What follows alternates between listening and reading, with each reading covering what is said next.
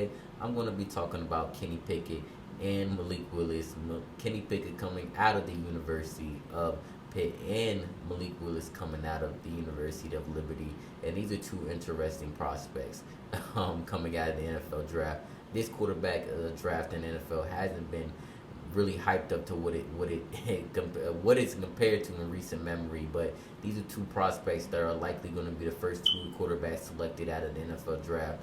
And these players come with a lot of traits that a lot of teams are going to be interested in. And they're going to be traits that a lot of teams are going to be turned off by. And let me start with Malik Willis. In terms of his upside, Malik Willis can make every single throw around the field. His arm strength is unbelievable. He's an elusive runner, a strong runner, compared to Jalen Hurts as a runner, strong and physical, compact size, 6'1", 215 pounds. This guy is a strong kid coming out of Atlanta, Georgia. His first season at Liberty, he went 9-1, and that was very impressive. When he passed for over 2,000 yards, over 64 completion percentage. Led the FBS, was seventh in the FBS in terms of 14 touchdowns, and he almost ran for over 1,000 yards rushing, which led the FBS in terms of quarterback for rushing yards. Malik Willis is a special kind of talent to me. He could be a Josh Allen type prospect where you're not really too sure what you're getting, especially coming out of a small school.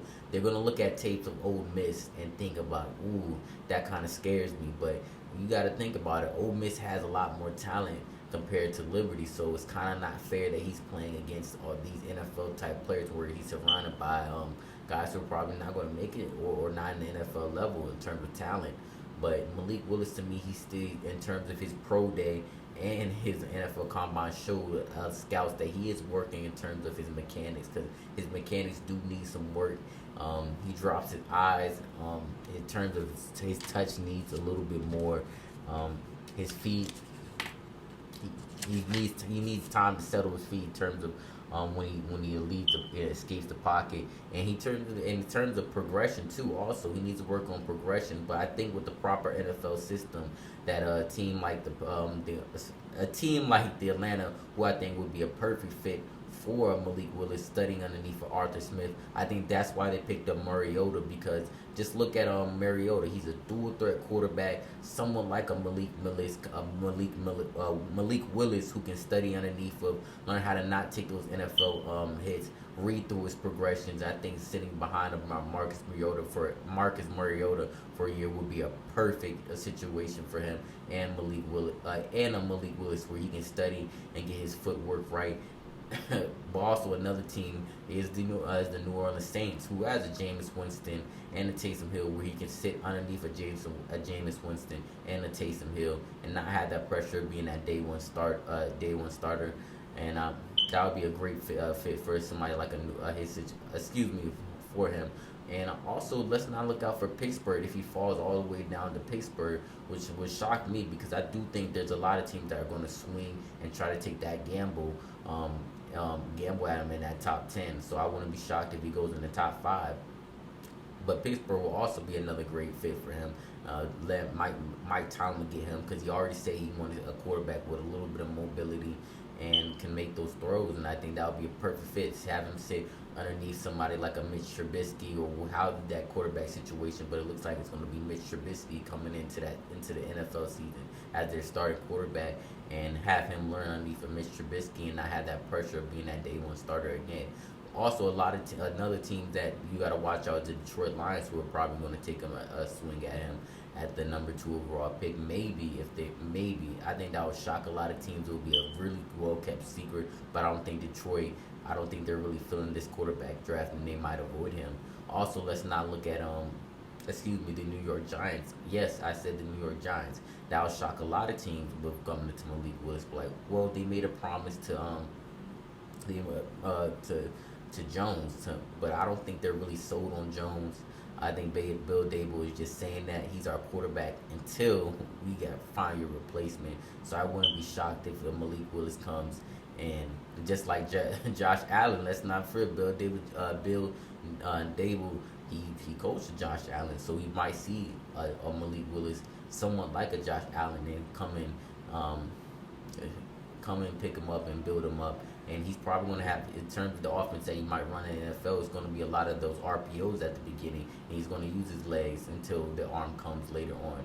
So he's going to have he's like probably going to be a year or two away from actually seeing that potential shine through. So it's just going to be very interesting to see where he goes to, where he falls in this year's NFL draft, because they got him projected going in the top 15 to the top 20 to the 32, and even falling into the second round, which I think is highly unlikely. Next in this quarterback draft, I got Kenny Pickett coming out of the University of Pitt. There was a lot of talk about his small hands. He plays with two gloves on his hands. It's for in terms of gripping the ball, but I don't think that's going to be a problem. Let's not forget, they said the same thing about Joe Burrow in his hands. He has small hands, but he has no problem playing in Cincinnati, which he led to his team to the Super Bowl. Kenny Pickett, in terms of his his college career, it's very weird to me.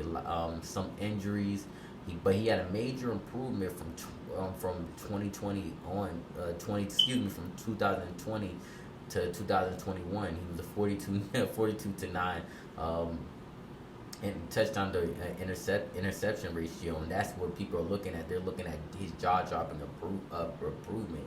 He's an athletic kid. He ran a 4.7. He ran like a 4.73 coming out of the NFL draft. So he has some mobility to him, but he has poor ball placement that probably still needs work. And he has nervous feet.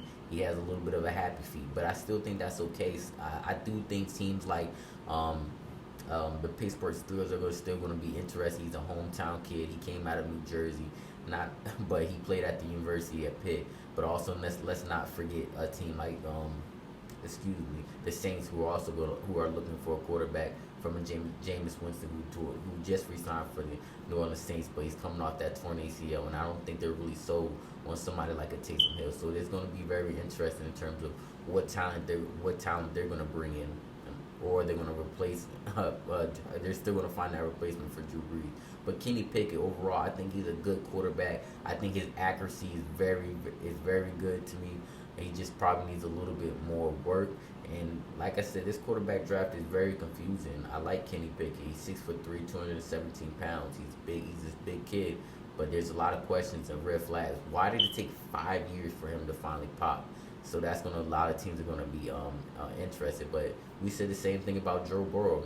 A comparison to him could be the Joe Burrow, not in terms of talent, Joe Burrow, but in terms of why did it take so long? And I think a lot of teams are going to be asking questions. Why did it take this long for him to have that production or the talent that we see in somebody like Patrick Mahomes early on, 3 years, who are 3-year college starters? So it's going to be very interesting. Let me know your thoughts and your opinions about this year's NFL draft. And what quarterback do you see potentially going sooner?